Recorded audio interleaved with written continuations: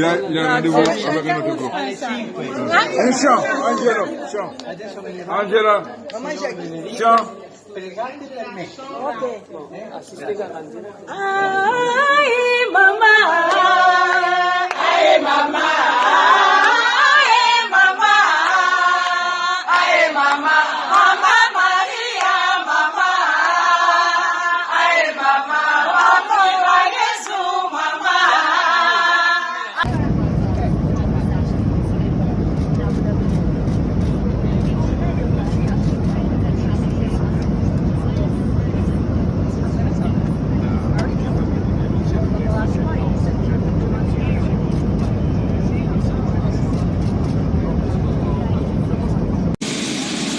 Bienvenue à celles et ceux qui nous rejoignent pour vivre les premiers instants du voyage du pape François en République démocratique du Congo.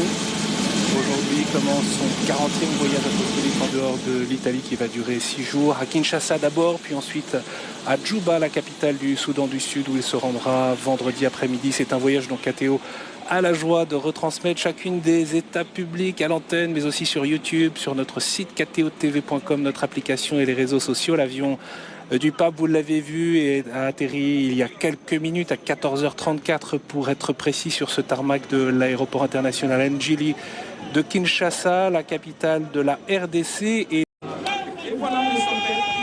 voilà le pape François qui est donc descendu de l'avion et qui est accueilli sur le tarmac par les autorités de République démocratique du Congo.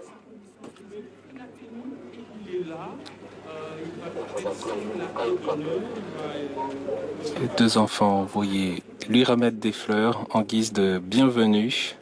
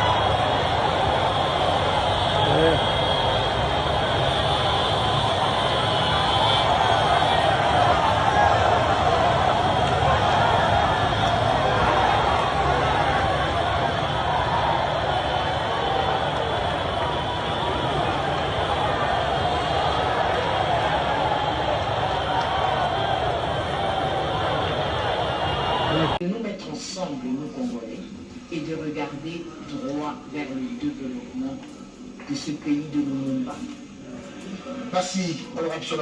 Que la violence et la haine n'aient plus de place dans le cœur et sur les lèvres de quiconque, car ce sont des sentiments inhumains, des sentiments antichrétiens qui paralysent le développement et ramènent en arrière vers un sombre passé.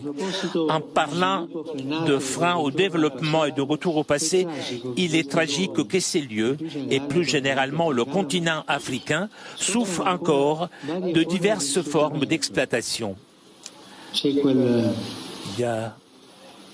C'est cette devise qui sort de l'inconscient de tant de cultures, tant de gens. L'Afrique doit être exploitée. Et cela est terrible.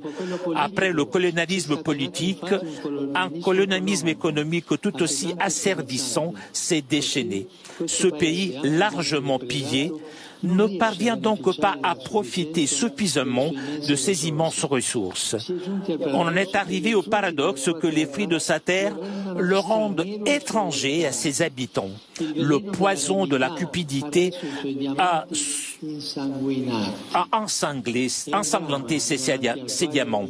C'est un drame devant lequel le monde économiquement plus avancé ferme souvent les yeux, les oreilles et la bouche.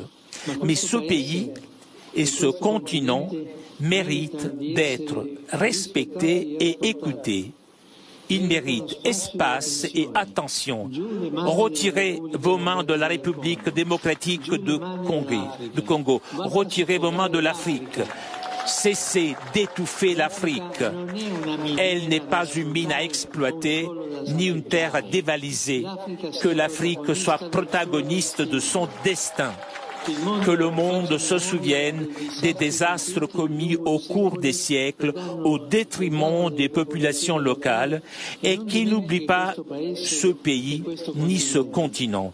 Que l'Afrique, sourire et espérance du monde, compte davantage, qu'on en parle davantage, qu'elle ait plus de poids et de représentation parmi les nations. Au cours de ces 3 dernières décennies, cette hospitalité qui nous caractérise a été mise à mal par les ennemis de la paix et les groupes terroristes venus essentiellement des pays voisins. Ce malheur qui dure depuis près de 30 ans fait aujourd'hui partie de notre territoire en proie à ces violences et fait de cette zone une zone en rupture de paix où, outre les groupes armés, les puissances étrangères avides de minerais contenus dans notre sous-sol commettent avec l'appui du